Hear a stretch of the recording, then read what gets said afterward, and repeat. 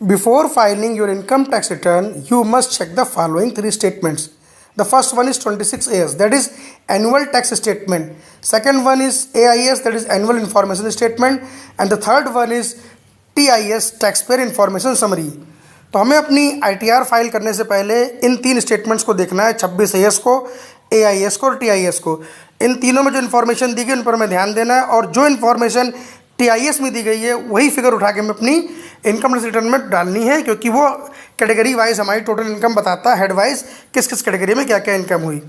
अब देखते हैं 26AS के बारे में। 26AS हमें 5 चीज़ों के बारे में बताता है: name of the deductor, TAN of deductor, total amount paid और credited, total tax deducted, total TDS deposit, यानी किसने हमारा TDS काटा है, उसका टैन नंबर क्या है, कितना अमाउंट हमारे खाते में जमा हुआ है, क्रेडिट हुआ है, और कितना टैक्स काटा है।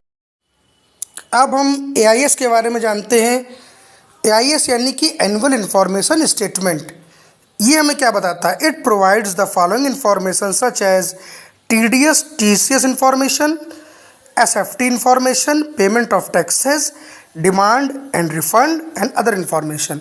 यानी कि जब हम AIS को देखेंगे तो उसमें हमें क्या मिलेगा कि अभी तक हमारा कितना TDS काटा गया, हमने कितना TCS कलेक्ट किया है, स्पेशल फाइनेंशियल ट्रांजैक्शन कौन कौन से हैं उसके बारे में इंफॉर्मेशन मिलेगी, पेमेंट ऑफ टैक्सेस यानी जो हमने कभी सेल्फ असेसमेंट में जमा किया हो या एडवांस टैक्स पे किया हो, हमने जो भी टैक्सेस पे किए उसके बारे में हमें इंफॉर्मेशन इसमें मिल जाएगी।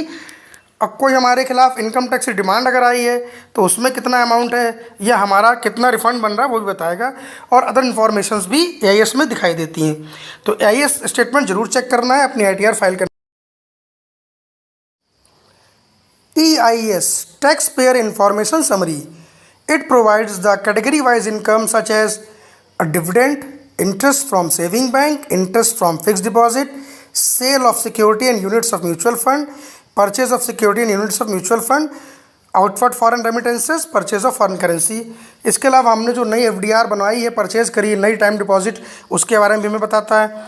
तो बहुत ही इंफॉर्मेशन इंपॉर्टेंट इसमें है कि हमारा डिविडेंड कहाँ कहाँ से आया है, हमारे सेविंग बैंक इंटरेस्ट क्या है, हमारा FD का इंटरेस्ट क्या है, हमने कोई म्यूचुअल फंड की यूनिट खरीदी बेची तो नहीं, शेयर खरीदे बेचे तो नहीं है, और हमने कोई फॉरेन रेमिटेंस तो नहीं किया है, या हमने कोई नई FD बनवाई, तो इसके बारे में सारी इन्फॉर्मेशन हमें इसमें मिल जाती है। और ये सबसे इम्पॉर्टेंट डॉक्यूमेंट है। इस स्टेटमेंट से फिगर उठा के हमें अपनी ITR में डालनी है, हमें अपनी इनकम शो करने के लिए। ठीक है, बहुत इंपॉर्टेंट है, TIS इसको जरूर। अब हमारे दिमाग में ये आ रहा होगा कि ITR फाइल करते समय हम 26AS की फ़िगर लें, AIS की फ़िगर लें कि TIS की फ़िगर लें। देखिए 26AS तो ये बताता है कि TDS कितना कटा, कितना डिपॉजिट हुआ है। AIS हमें बताता है कि हमारा कितना टैक्स पे है, कितना हमारा डिमांड है, कितनी रिफ़ंड है ना, इस प्रकार की इन्फॉर्मेशन। लेकिन जो सबसे इम्पोर्टेंट डॉक्यूमेंट है वो हमारा TIS है।